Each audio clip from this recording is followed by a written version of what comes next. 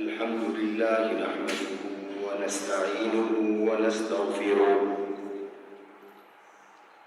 ونؤمن به ونتوكل عليه ونعوذ بالله من شرور أنفسنا ومن سيئات أعمالنا من يهده الله فلا مضل له ومن يضلل فلا هادي له ونشهد أن لا إله إلا الله وحده لا شريك له ونشهد أن سيدنا ومولانا محمدا عبده ورسوله صلى الله تعالى عليه وعلى آله وأصحابه وأزواجه وأتباعه وذرياته أجمعين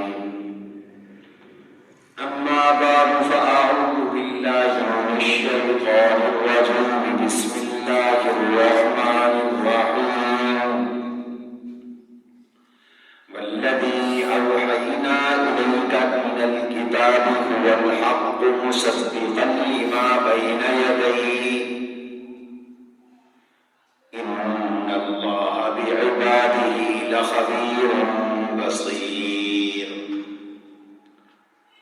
ثم أورثنا الكتاب الذي اصطفينا من عبادنا فمنهم ظالم لنفسه ومنهم مقتصد ومنهم سابق بالخيرات بإذن الله ذلك هو الفضل الكبير جنات عدن يدخلونها يحلون فيها من أساور من ذهب ولؤلؤا ولباسهم فيها حرير وقالوا الحمد لله الذي أذهب عنا الحزن إن ربنا لغفور شكور وقال رسول الله صلى الله عليه وسلم من سلك طريقا يلتمس فيه علما سهل الله له طريقا إلى الجنة وإن الملائكة لتضع أجنحتها لطالب العلم وإن العالم ليستغفر له من في السماوات ومن في الأرض حتى الحوتان في جحرها وأن العلماء ورثة الأنبياء وإن الأنبياء لم يورثوا درهما ولا دينارا إنما ورثوا العلم فمن أخذه أخذ بحظ وافر أو كما قال رسول الله صلى الله عليه وسلم صدق الله وصدق رسوله النبي الكريم ونحن على ذلك لمن الشاهدين والشاكرين والحمد لله رب العالمين اللهم صل على محمد وعلى آل محمد كما صليت على إبراهيم وعلى آل إبراهيم إنك حميد مجيد اللهم بارك على محمد وعلى آل محمد كما باركت على إبراهيم وعلى آل إبراهيم إنك حميد مجيد أستغفر الله الذي لا إله إلا هو الحي القيوم وأتوب إليه أستغفر الله ربي من كل ذنب وأتوب إليه أستغفر الله الذي لا إله إلا هو الحي القيوم وأتوب إليه رب اشرح لي صدري ويسر لي أمري واحلل عقدة من لساني يفقهوا قولي رب زدني علما رب زدني علما وارزقني فهما سبحانك لا علم لنا إلا ما علمتنا إنك أنت العليم الحكيم. سامعین محترم، عزیزان گرامی،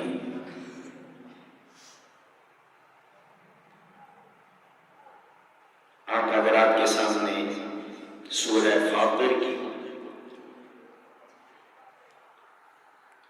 آیت نمبر 41، 42 اور 43 تلاوت کی ہے.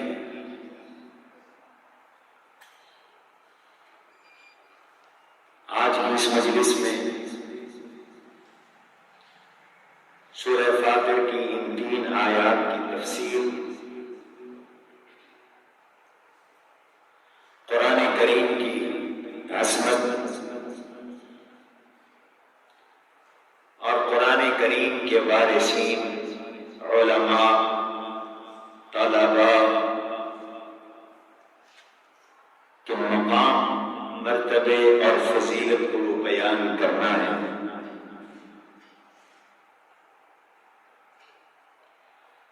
اللہ تعالیٰ نے آیت نمبر 41 میں قرآن کی حقانیت کو بیان کیا، قرآن کی صداقت اور سچائی کو بیان کیا.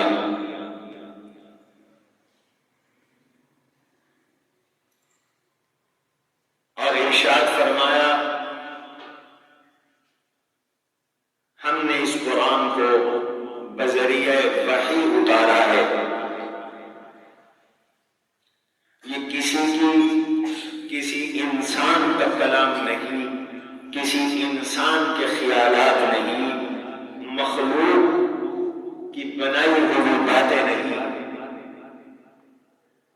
بلکہ اللہ کی طرف سے آنے والا پیغام ہے، اللہ کی طرف سے آنے والی کتاب ہے، اللہ کی طرف سے آنے والا کلام ہے جسے ہم نے وحی کے ذریعے اتارا ہے.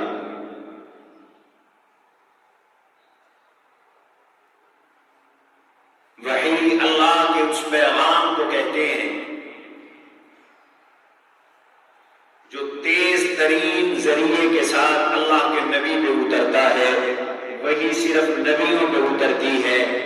حضور کے بعد وحی کا دروازہ بند ہو گیا، چونکہ حضور خاتم النبیین ہیں، حضور پر وحی اترتی تھی. تو قرآن کی عظمت کا پہلا درجہ یہ ہے کہ یہ وحی ہے.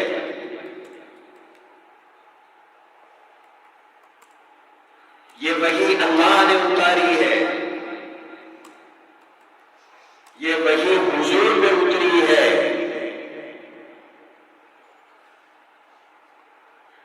اور اس وحی کو لکھا جانا ہے. اگرچہ حضور کے زمانے میں یہ کتاب کی صورت میں نہیں تھی، لیکن جگہ جگہ قرآن نے اس کو کتاب کہہ کے اشارہ کیا کہ یہ کتاب بننی ہے، من الکتاب.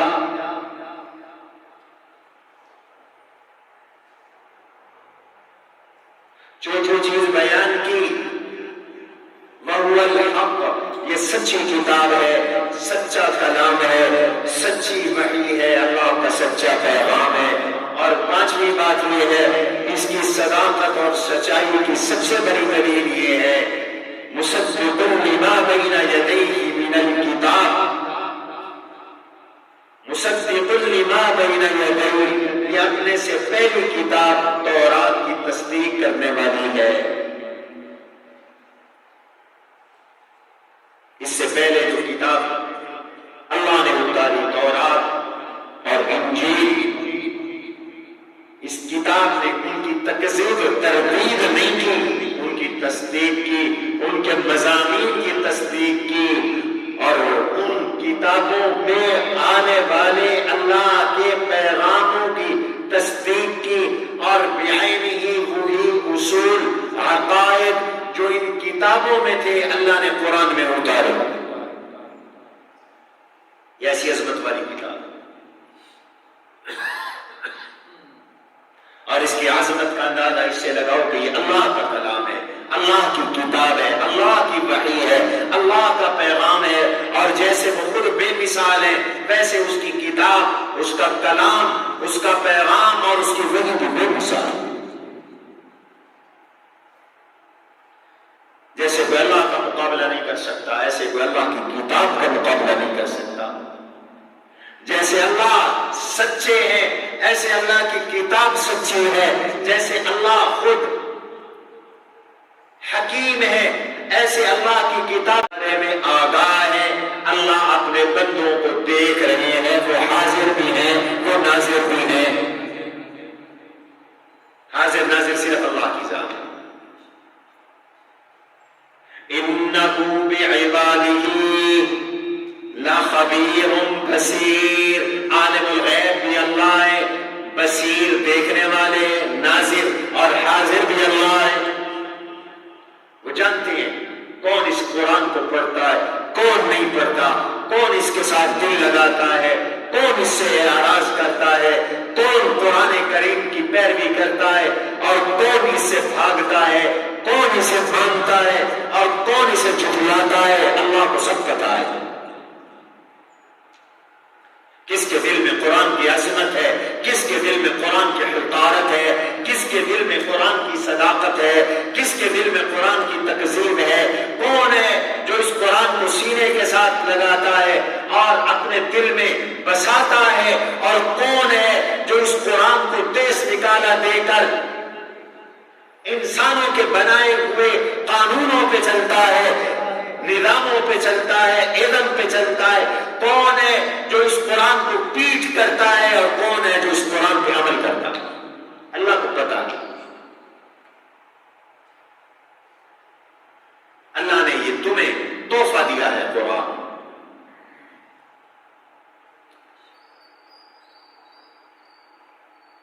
میرا اللہ اس قرآن میں خود چھپے ہوئے۔ چاہتے ہو کہ اللہ سے بات چیت کرو، قرآن پڑھ لو۔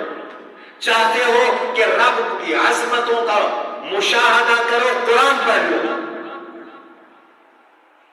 قرآن کا تعارف، اللہ کا تعارف اللہ کا قرآن، اللہ کے نبی کا تعارف بھی اللہ کا قرآن۔ کان خلق القرآن، حضور کے اخلاق قرآن تھے، جو قرآن میں ہے اللہ کے نبی اس کی عملی تصویر تھے، عملی مجسمہ تھے۔ اللہ کا تعارف قرآن، اللہ کی توحید قرآن، اللہ کی صفات قرآن، اللہ کی ذات کا تعارف قرآن، اللہ کی عظمت قرآن۔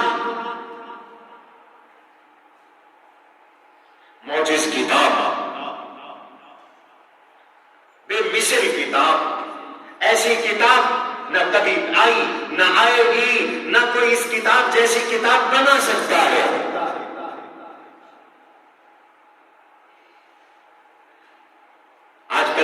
مصنوعی ذہانت کا دور ہے، آرٹیفیشل۔ کہو اپنے کمپیوٹروں سے قرآن جیسی ایک آیت بنا کے لائیں، کوئی نہیں بنا کے دے سکتا۔ ایسی کتاب جس کا دیکھنا ثواب، پڑھنا ثواب، سوچنا ثواب، عمل کرنا ثواب اور عمل کرنا فریضہ، ایسی کتاب۔ ایسی کتاب کائنات نہیں تھی، یہ قرآن تھا۔ کل جب کائنات نہیں ہوگی تو یہ قرآن ہوگا۔ پوری دنیا کو فنا ہے، قرآن کو بھی بقا ہے اور قرآن کے رب کو بھی بقا ہے، باقی سب کو فنا ہے۔ کل من علیہا فان ویبقى وجہ ربک ذو الجلال والاکرام۔ نبی، ولی، غوث، قطب، ابدال، نیک، بد، صالحین، فاجرین، مومنین، کافرین، منافقین، سب کو فنا ہے۔ ایک اللہ کی ذات کو بقا ہے، ایک اللہ کے کلام کو بقا ہے۔ اللہ کا کلام ازل سے ابد تک ہے، باقی ہے، اس نے کبھی فانی نہیں ہونا، اس کو کبھی فنا نہیں ہونا۔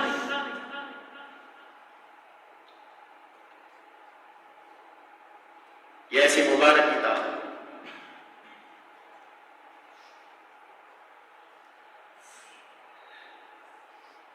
عزت والی ہے، عزت بخش ہے، عزت دینے والی ہے۔ عزت والی کتاب، عظمت والی کتاب بنایا، اور جس نے قرآن کی خدمت کی، قرآن کے ساتھ وابستہ ہوا، جڑ گیا، اللہ نے اس کو بھی عظمت دی، اللہ نے اس کو بھی عزت دی، بلند ہے، اعلیٰ ہے۔ فی صحف مکرمۃ مرفوعۃ مطہرہ، فی صحف مکرمہ، عزت والے صحیفوں میں، عزت والے رجسٹروں میں، عزت والے کاغذ میں، عزت والی تختیوں میں،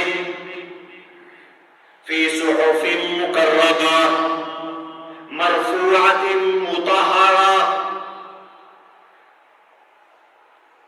بلند کی ہوئی، پاکیزہ،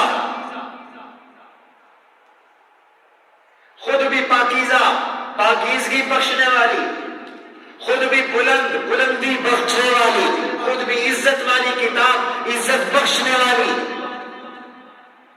بِأَيْدِي سَفَرَةٍ كِرَامٍ بَرَرَةٍ، بِأَيْدِي سَفَرَةٍ كِرَامٍ بَرَرَةٍ، لکھنے والوں کے ہاتھ میں وہ فرشتے جنہوں نے قرآن کو لکھا، وہ بھی عزت والے، قرآن عزت والی کتاب تھی، اللہ نے کہا جنہوں نے اس کو لکھا وہ بھی عزت والے بن گئے، بِأَيْدِي سَفَرَةٍ كِرَامٍ بَرَرَةٍ، یہ تقوی کی کتاب ہے، نیکی کی کتاب ہے، نیکی کی طرف رہنمائی کرنے والی کتاب ہے، هُدًى لِّلْمُتَّقِينَ الَّذِينَ يُؤْمِنُونَ بِالْغَيْبِ وَيُقِيمُونَ الصَّلَاةَ وَمِمَّا رَزَقْنَاهُمْ يُنْفِقُونَ،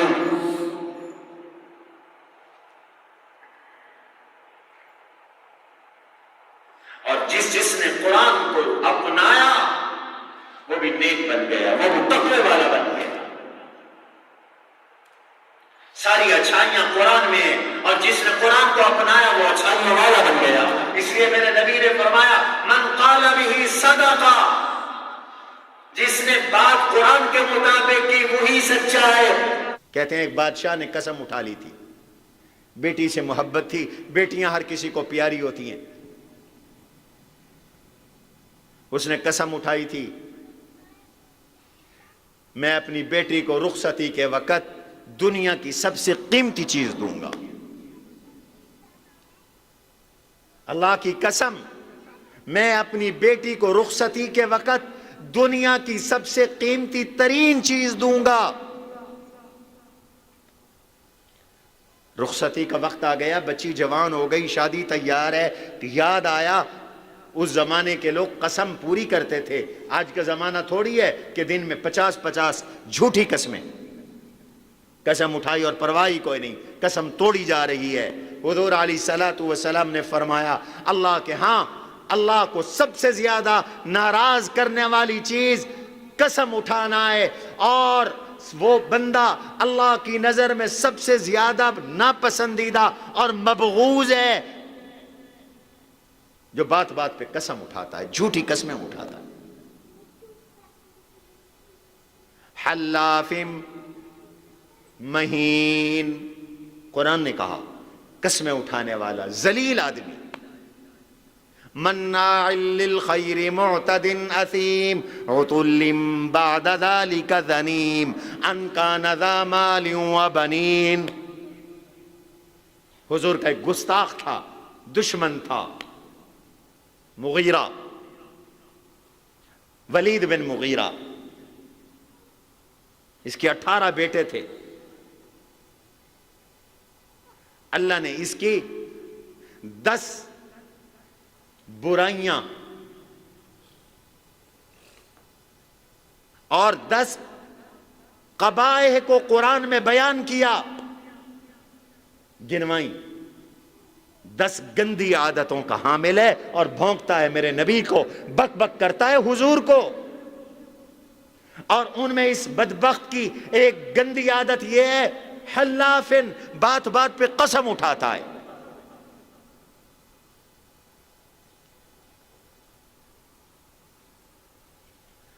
اللہ تعالیٰ نے قرآن کریم میں جھوٹی قسمیں اٹھانے والوں کے بارے میں سخت وعید بیان کی.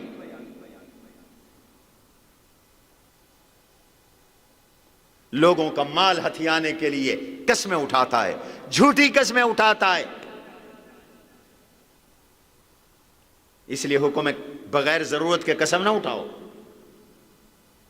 اور اگر کسی حق بات پہ قسم اٹھائی ہے پوری کرو، اور اگر غلط بات پہ قسم اٹھائی ہے، قطع رحمی کی قسم اٹھائی ہے، قسم کو توڑ دو، کفارہ دو. قسم کا کفارہ لازم ہے.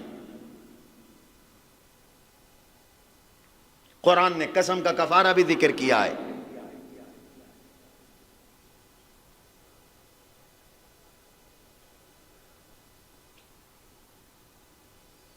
اس وجہ سے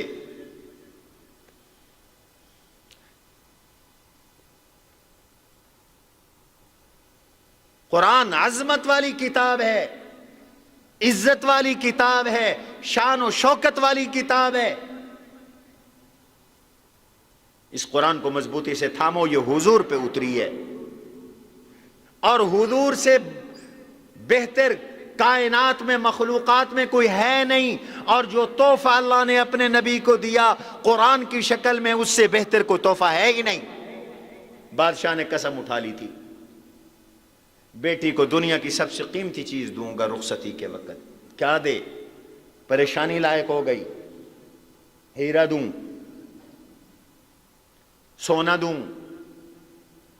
چاندی دوں، جواہرات دوں، کیا دوں؟ ایک عالم سے مسئلہ پوچھا، مفتی صاحب سے مسئلہ پوچھا، حضرت ایسے میں نے قسم اٹھائی تھی، کیا دوں؟ قربان جاؤں، مسائل کا حل علماء کے پاس ہے، قرآن والوں کے پاس ہے. قرآن مسائل کا حل ہے، قرآن والے مسائل کا حل بتاتے ہیں.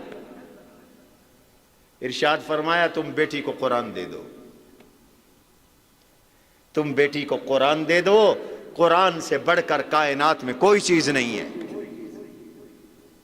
اور ایک دور تھا اہتمام کے ساتھ بچیوں کو جہیز میں قرآن کریم دیا جاتا تھا، بہشتی زیور دیا جاتا تھا.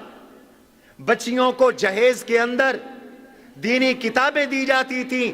آج افسوس ہے کہ دین زندگیوں سے نکل گیا، سب کچھ جہیز میں ہے. نہ بچی کو قرآن پڑھایا ہے اور نہ اس کو تحفے میں قرآن دیا جاتا ہے. قرآن سب سے قیمتی متاع ہے.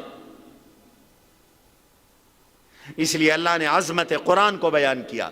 والذی اوحینا الیک من الکتاب هو الحق مصدقا لما بین یدیہ ان اللہ بعبادہ لخبیر بصیر. اس قرآن کو سینے کے ساتھ لگاؤ، عمل میں لاؤ، عقیدہ بناؤ، قرآن والا عمل بناؤ. تمہارا رب خبردار ہے، علم والا ہے، دیکھنے والا ہے. وہ دیکھ رہا ہے کون قرآن کا کتنا عاشق اور قرآن پر کتنا عمل کرنے والا ہے، اور کون کتنا قرآن کا گستاخ اور قرآن کو پیٹھ کے پیچھے پھینکنے والا ہے.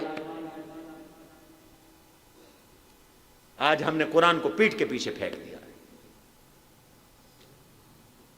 نہ ہماری معیشت قرآن کے مطابق ہے، نہ کاروبار قرآن کے مطابق ہے، نہ گھرانہ قرآن کے مطابق ہے، نہ گھر کی زندگی کی گزران قرآن کے مطابق ہے، اور نہ ہی ہمارے بینک قرآن کے مطابق ہیں، نہ دفتروں میں ہمارے قرآن کا نظام ہے، نہ 6 فٹ کے وجود پر ہم نے قرآن کو نافذ کیا ہے، نہ ہم نے اپنے جذبات میں اور اپنی پسند میں قرآن کو سینے کے ساتھ لگایا ہے. قرآن کو ہم نے نکال دیا ہے. ہمارے گھروں سے بھی قرآن نکل گیا. لاکھوں گھر ایسے ہیں کوئی تلاوت بھی نہیں کرتا قرآن کی گھروں میں. ناراض نہ ہونا. ایک دور تھا نماز فجر کے بعد ہر گھر سے قرآن کے تلاوت کی آواز آتی تھی. ان پڑھ سے ان پڑھ اور جاہل سے جاہل، مرد اور عورت، وہ بھی قرآن کی تلاوت کرتے تھے. آج رات کو 2 بجے سوتے ہیں، نہ فجر کی نماز، نہ قرآن کی تلاوت، نہ قرآن کی زیارت. الماریوں میں قرآن کی کو دیمک لگ گئی. اور نئی نسل کے پاس تو ہے ہی نہیں دیکھنے کے لیے قرآن. اس لیے تو اللہ کی پکڑ ہے، نحوست ہے. ہم نے قرآن کو گھروں سے نکالا، گانے لائے. قرآن پہ فرشتے اترتے ہیں، رب کعبہ کی قسم گانوں پہ شیطان اترتے ہیں. گانے سننے کے لیے شیطان آتا ہے، ڈرامے، فلمیں، جنات اور شیاطین کا ڈیرا ہوتا ہے.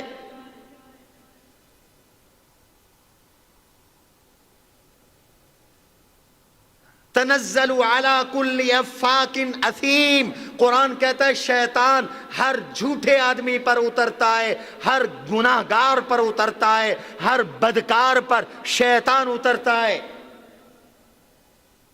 گھروں میں شیطان ہے. تلاوت تو کبھی کی نہیں، قرآن تو کبھی کسی بچے نے، جوان نے، بوڑھے نے، مرد نے، عورت نے پڑھا نہیں، تلاوت نہیں کی. تو بابا جنات اور شیطان آئیں گے، بیماریاں ہی پھیلیں گی. پھر کہتے ہیں جن ہو گئے بچی کو. حضرت جی آصیب ہے، بیٹا بیمار ہے، تم نے آصیب کو روکنے کے لیے کیا کیا؟ پاکیزہ آدمی پہ شیطان نہیں آتے، پاکیزہ بنو. میں اپنے تجربے کی بنیاد پہ بتاتا ہوں، میں عامل نہیں ہوں، لیکن میرا تجربہ ہے. لوگ مجھے بتاتے ہیں، مجھ سے پوچھتے ہیں. اکثر گھروں میں یہ جو جنات کی بیماری ہے، اس کی وجہ کیا ہے؟ عورتیں غسل نہیں کرتی، لڑکے غسل نہیں کرتے، پلید پھرتے. ایام مخصوص ختم ہوئے، انقطاع حیض و نفاس ہوا، عورت نے غسل نہیں کیا کئی دن. جنابت لائق ہوئی، پورا دن غسل نہیں کیا. اس لیے کہ غسل تو وہ کرے گی جو 5 وقت کی نمازی ہے، جس نے قرآن کو ہاتھ لگانا ہے، جس نے دینی کتاب کو ہاتھ لگانا ہے. اور جس بدبخت نے نہ کبھی قرآن اٹھانا ہے، نہ حدیث دیکھنی ہے، نہ اللہ کا ذکر کرنا ہے، نہ تسبیح پڑھنی ہے، نہ مصلی پہ آنا ہے، نہ نماز پڑھنی ہے، اس کے لیے غسل کرنا نہ کرنا برابر ہے. اس لیے یہ غیر مسلم انگریز ٹیپ ٹاپ کرتے ہیں، غسل نہیں کرتے، وضو نہیں کرتے، اور پلیدوں پر شیطان آتے ہیں، پلیدوں پر جنات آتے ہیں. شریعت پر آؤ، دین پر آؤ. دنیا میں بھی امن چین سکون ہے، آخرت میں بھی امن چین سکون ہے. پاکیزگی کا شعور اپنے اولادوں میں اجاگر کرو. اور نمبر 2، گھروں میں یہ شیطانی اعمال یہ جنات کو کھینچ کے لاتے. قرآن کی تلاوت کرو، قرآن کا ترجمہ پڑھو، تفسیر پڑھو. آج کچھ ملا قرآن کی تفسیر سے، ترجمے سے بچیوں کو روکتے ہیں، کہتے گمراہ ہو جاؤ گے. جو قرآن سے روکتا ہے وہ سب سے بڑا گمراہ ہے. قرآن سے روکتے ہو لوگوں کو. قرآن تو آیا ہی اسی لیے اس کی اشاعت ہو، اس کو عام کر دو قرآن کو. یا ایھا الرسول بلغ ما انزل الیک من ربک وان لم تفعل فما بلغت رسالتا واللہ یعصمک من الناس. میرے نبی، ہم نے جو وحی دی، قرآن اور حدیث دیا، اس کو آگے پہنچاؤ، چھپاؤ نہیں. قرآن چھپانے کی چیز نہیں، دین میں کوئی تقیہ نہیں، چھپانا نہیں. دین میں تبلیغ ہے، پہنچانا ہے، آگے پہنچاؤ. حضور نے فرمایا بلغوا عنی ولو آیا، تمہیں ایک آیت آتی ہے تو وہ بھی آگے پہنچاؤ. قرآن کے ساتھ دل لگاؤ، ورنہ کل قرآن شکایت کرے گا، قرآن اور نبی شکایت کرے گا. قال الرسول، قرآن کہتا ہے کل قیامت کے دن رسول کہیں گے ان قوم اتخذوا هذا القرآن مہجورا، میری قوم نے قرآن کو چھوڑ دیا تھا. بابو یہ صرف ختم درود کے لیے نہیں آیا، حلف قسم پنچیت جرگے کے لیے نہیں آیا، یہ نصیحت کے لیے آیا ہے، علم کے لیے آیا ہے، عمل کے لیے آیا ہے. اس کو اپناؤ. اتنی بڑی دولت اللہ نے اس امت کو اور امت کے نبی کو عطا کی، اور حضور کی برکت سے ہمیں عطا کی. اتنی بڑی دولت ہے، امانت ہے، خدا کی قسم اس کا کوئی مول ہے ہی نہیں۔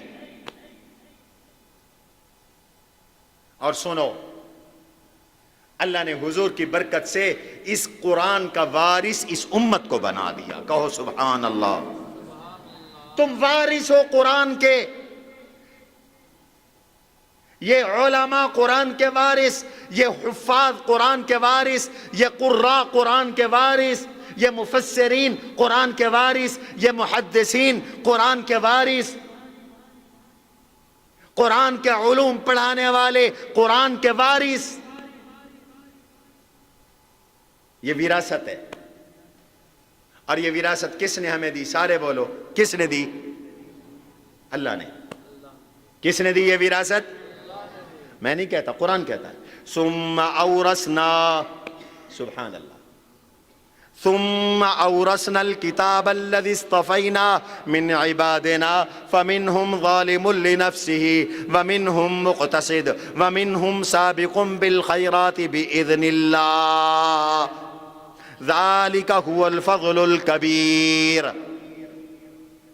رب کہتا ہے ہم نے تمہیں قرآن کا وارث بنایا، کہو سبحان اللہ۔ کوئی کسی کا وارث، کوئی کسی کا وارث۔ ایمان والو، قرآن والو، تمہیں مبارک، تم قرآن کے وارث ہو۔ اور وارث بنانے والا کون ہے؟ سارے بولو، اللہ ہے۔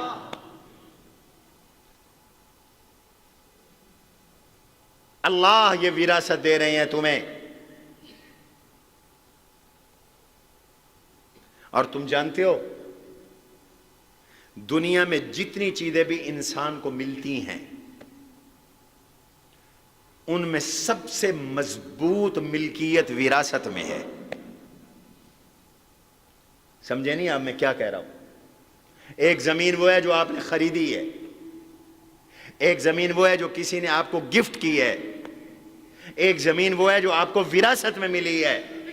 جو زمین آپ نے خریدی ہے وہ واپس ہو سکتی ہے، دعویٰ دائر ہو سکتا ہے، بیع ٹوٹ سکتی ہے، معاہدہ ٹوٹ سکتا ہے، زمین واپس ہو سکتی ہے، کسی نے گفٹ کی ہے وہ رجوع فی الہبہ کر سکتا ہے، وہ اپنا گفٹ واپس لے سکتا ہے، وہ مکان زمین تم سے جا سکتی ہے۔ لیکن جو زمین تمہیں بابا سے وراثت میں آئی ہے، دادا سے وراثت میں آئی ہے، امی سے وراثت میں آئی ہے، نانی سے وراثت میں آئی ہے، دادی سے وراثت میں آئی ہے، کبھی وہ بھی واپس ہو سکتی ہے۔ وہ تو تب واپس ہوگی جب وہ زندہ ہو، اس نے زندہ ہونا کوئی نہیں۔ تو یہ پکی ملکیت ہے۔ قرآن کہتا ہے میں نے تمہیں قرآن کا مالک بنایا، وارث بنایا، یہ ایسا پکا ملک ہے۔ اب حکومت بھی تم سے یہ وراثت چھین نہیں سکتی، امریکہ بھی تم سے یہ وراثت چھین نہیں سکتا، برطانیہ بھی تم سے یہ وراثت چھین نہیں سکتا، اور پوری دنیا مل کر تم سے قرآن کی یہ وراثت، قرآن والے سے یہ وراثت چھین نہیں سکتی۔ یہ ایسی مضبوط وراثت ہے، اللہ نے وارث بنایا ہے قرآن کا۔ قدر کرو اس وراثت کی، حافظو، عالمو، اس وراثت کی قدر کرو۔ جو باپ دادے کی زمین اجاڑ دے، دنیا کہتی ہے بڑا بے وقوف انسان ہے، بڑا احمق انسان ہے، اپنے بابا کی وراثت اجاڑ دی، بیچ دی، اجاڑ دی۔ اور اگر تم قرآن کو چھوڑو گے، قرآن کو بھلاؤ گے، تم اگر نبی کے اس دیے ہوئے تحفے قرآن کے عالم ہو کر اس کی بے قدری کرو گے، اس پہ عمل نہیں کرو گے، اس کو زندگیوں میں نہیں لاؤ گے، تو تم نے اللہ کی اس دی ہوئی وراثت کی بے قدری کی ہے، تم بے قدرے ہو۔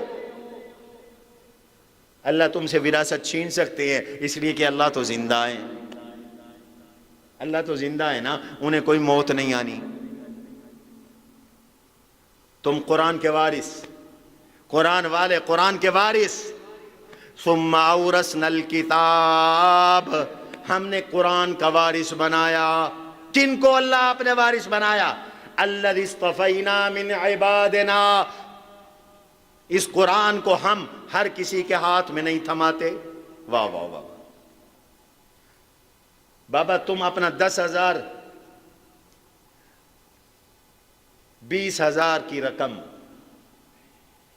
کسی بے اعتبارے کے ہاتھ میں نہیں دیتے، سگا بیٹا ہی کیوں نہ ہو، نشائی ہے، چور ہے، تم لاکھوں پتی ہو، تم اس کو 10,000 بھی نہیں دیتے کہ بیٹا یہ جا فلاں چیز خرید کے لے آ، کسی کو دے کے آ، کیونکہ آپ کو اعتماد نہیں ہے، آپ یہ سمجھتے ہیں کہ یہ پیسہ ضائع کر دے گا۔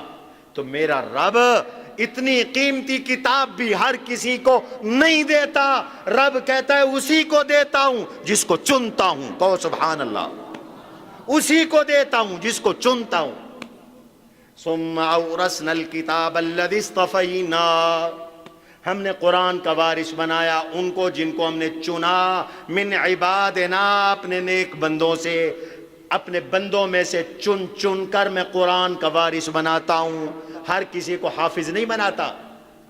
او بچے مصعب ادھر آؤ، بیٹھ جاؤ، آگے آؤ،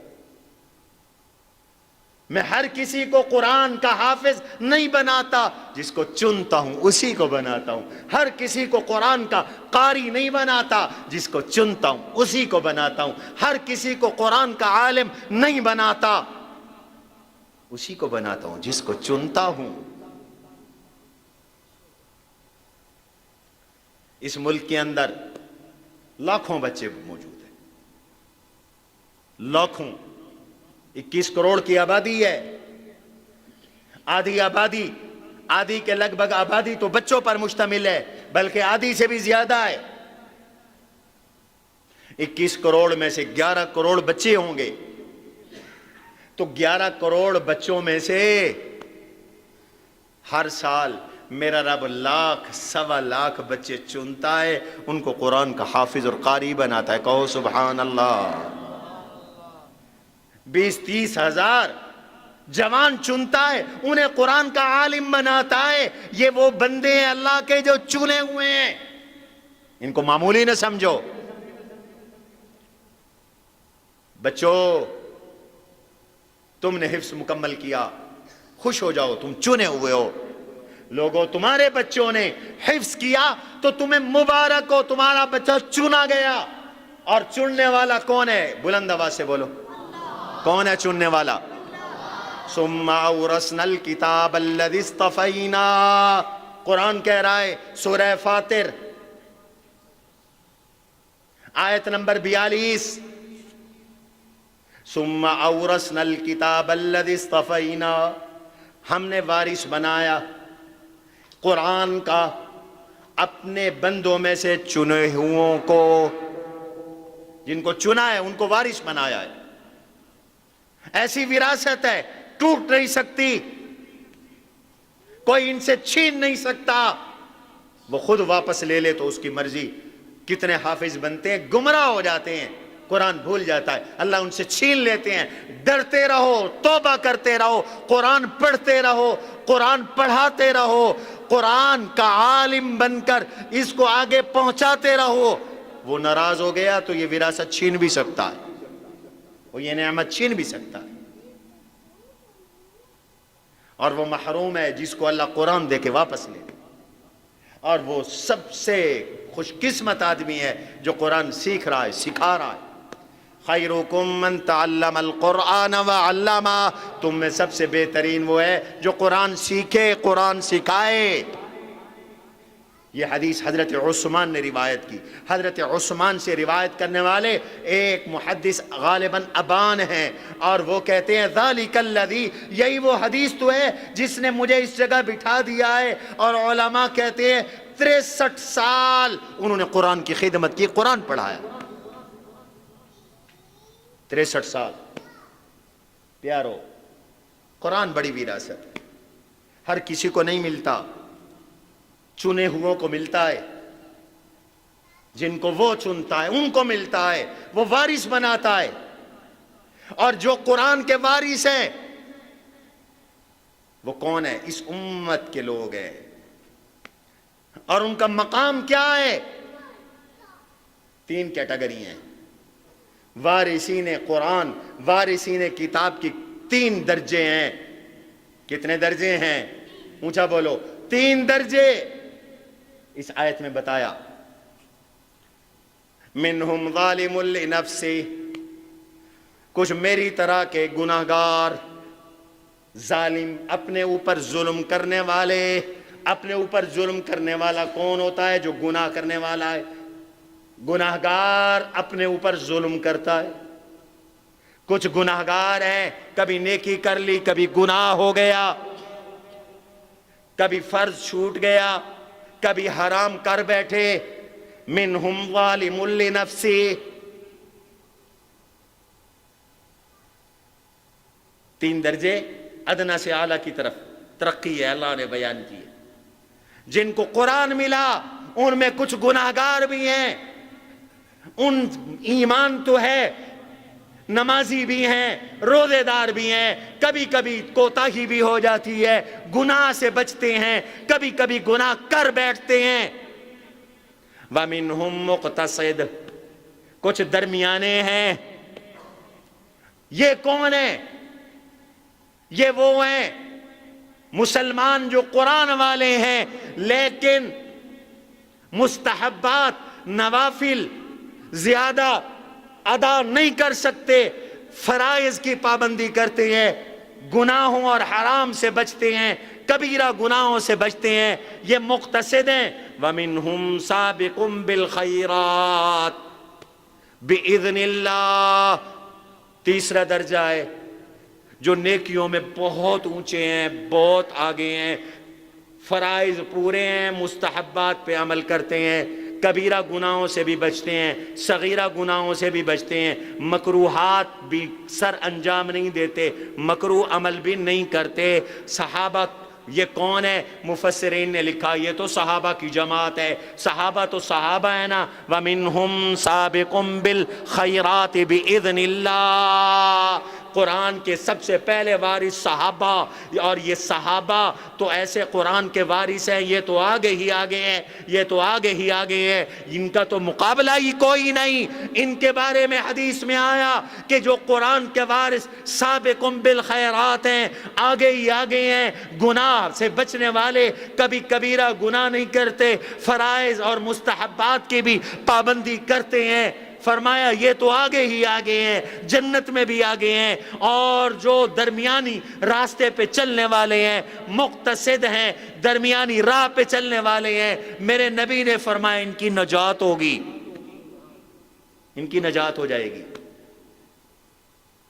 ایک حدیث میں آتا ہے سابقٌ بالخیرات، جو قرآن کے وارث ہو کر سابقٌ بالخیرات ہیں نا، نیکیوں میں بہت آگے ہیں، یہ تو بغیر حساب و کتاب کے جنت میں جائیں گے، ان کا حساب و کتاب ہی کوئی نہیں۔ اور جو درمیانی راہ پہ چلنے والے ہیں، مقتصد ہیں، جو گناہوں سے بچتے ہیں اور صرف فرض سر انجام دیتے ہیں، زیادہ نیکیاں نہیں کر سکتے، ہیں قرآن والے۔ میرا رب کہتا ہے یہ جو مقتصد ہیں، اللہ کے نبی نے فرمایا ان کا حساب یسیر ہوگا، آسان حساب ہوگا، نجات ہو جائے گی، جنت میں چلے جائیں گے۔ اب ایک بچ گئے ہیں جو گناہگار ہیں، منہم ظالم لنفسہ، حفظ کیا، گناہ کر بیٹھے، عالم سے گناہ ہو گیا ہے، استاد سے گناہ ہو گیا ہے، لیکن وارث قرآن تو ہیں، اور ایک درجے میں پوری امت ہی وارث قرآن ہے۔ تمہیں بھی تو قرآن ملا ہے، تم بھی قرآن کے وارث ہو، لیکن اولین وارث یہ حفاظ، قراء، علماء، محدثین، مفسرین، اور یہ وراثت کا مرکز دینی مدارس، یہ آپ کا جامعہ فاروقیہ میں میراث بٹ رہی ہے، اللہ کے کتاب کی، اللہ کے نبی کی، کہو سبحان اللہ۔ یہاں وراثت بٹ رہی ہے، تقسیم ہو رہی ہے، لوگ وراثت کو اپنے تک محدود رکھتے ہیں، یہ وہ وراثت ہے میرے نبی کی جو بٹ رہی ہے، قیامت تک بٹتی رہے گی، گھٹتی بھی نہیں ہے، کم بھی نہیں ہوتی۔ اب یہ جو گناہگار ہیں بیچارے مجھ جیسے، اللہ ہمارے گناہوں کو معاف کرے، آمین تو کہو۔ میرے نبی نے فرمایا ہے ان کو روکا جائے گا، ان کو روکا جائے گا قیامت کے دن۔ اوئے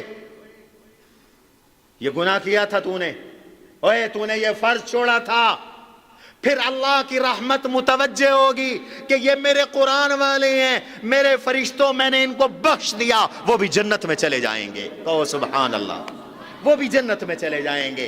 اس لیے اعلان کیا اللہ نے، میں کوئی اپنی فضیلت خود نہیں گھڑ رہا، اپنے طبقے کی فضیلت خود نہیں گھڑ رہا، قرآن کہتا ہے فَمِنْهُمْ ظَالِمٌ لِنَفْسِهِ وَمِنْهُمْ مُقْتَصِدٌ وَمِنْهُمْ سَابِقٌ بِالْخَيْرَاتِ بِإِذْنِ اللَّهِ ذَلِكَ هُوَ الْفَضْلُ الْكَبِيرُ۔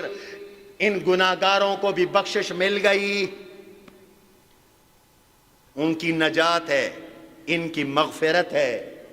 سابقٌ بالخیرات تو سابق ہیں، وہ بغیر حساب و کتاب کے جا رہے ہیں، اور جو درمیانی راستے والے ہیں وہ حساب یسیر ان سے ہو رہا ہے، آسان حساب ہو رہا ہے۔ اما من اوتی کتابہ بیمینہ فسوف یحاسب حسابا یسیرا وینقلب الی اہلہ مسرورا۔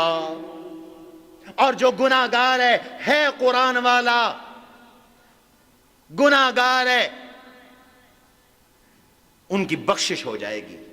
اللہ کہتے ہیں یہ بخشش کیوں ہوگی؟ یہ عدل نہیں، یہ میرا فضل ہے۔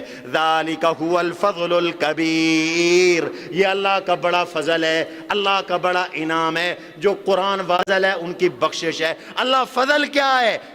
قرآن خود کہتا ہے اگلی آیت کے اندر جنات عدن یدخلونہا، ہمیشہ کی جنتوں میں یہ داخل ہو جائیں گے۔ قرآن کی برکت سے قرآن کے تینوں طبقات جنت میں چلے جائیں گے۔ کہو سبحان اللہ۔ یہ جنت میں جا رہی ہے، گناہگار قرآن والے بھی جنت میں جا رہے ہیں۔ اور انہی کے بارے میں حدیث میں آیا، یہ گناہگار، اس امت کے گناہگار اور حامل قرآن گناہگار جب جنت میں جائیں گے تو وہاں جا کر یہ اللہ کا شکر ادا کریں گے اور دعا کریں گے۔ وقالوا الحمد للہ الذی اذهب عنا الحزن ان ربنا لغفور شکور۔ الحمدللہ، یا اللہ تیرا شکر، الذی احلنا دار المقام، اللہ تیرا شکر، الذی اذهب عنا الحزن، تو نے ہم سے پریشانی دور کر دی، دنیا کی تھکاوٹ دور کر دی، دنیا کی تکلیفیں یا اللہ تو نے دور کر دی، جنت دے دی۔ ان ربنا لغفور شکور، ہمارا پروردگار بخشنے والا ہے، اس نے ہمیں بخش دیا۔ شکور، قدردان ہے، اس نے قرآن کی وجہ سے ہماری قدر فرما لی۔ کہو سبحان اللہ۔ بابا قرآن سائیوں والی کتاب ہے، قرآن کا سائیں قرآن والے کی قدر کرتا ہے۔ قرآن کہتا ہے، قرآن کا رب قرآن والے کی قدر کرتا ہے، اس لیے وہ اس کو جہنم میں نہیں جلاتا۔ الذی الحمدللہ الذی اذهب عنا الحزن، پروردگار تیرا شکر، تو نے ہم سے تکلیفیں دور کر دیں۔ ان ربنا لغفور شکور الذی احلنا دار المقامت من فضل، اللہ تو نے ہمیں جنت میں اپنے فضل سے گھر عطا کیا، جنت اپنے فضل سے عطا کی۔ لا یمسنا فیہا نصب ولا یمسنا فیہا لغوب، پروردگار دنیا میں تھکتے تھے، یا ہمارے بچے تہجد کے وقت سے بیچارے اٹھتے ہیں رات کو 11 بجے، بعض 12 بجے سوتے ہیں، ایسے ہیں نا طالب علموں، تھکن ہو چڑی ہوتی، تھکے ہوتے ہیں بیچارے۔ ہمارے استاد راتوں کا مطالعے کرتے ہیں، صبح 5 سبق 6 سبق پڑھاتے ہیں، 6 گھنٹے پڑھانا ہے، 4-5 گھنٹے مطالعہ کرنا ہے، تھکن ہو جاتی ہے۔ جنت میں جا کر یہ کہیں گے پروردگار وہاں تو محنت ہوئی لیکن اب تھکن دور ہو گئی، جنت میں کوئی تھکن ہی نہیں۔ قد عظمت فللأمجاد بانيها ومن يسعى إلى العليا بما فيها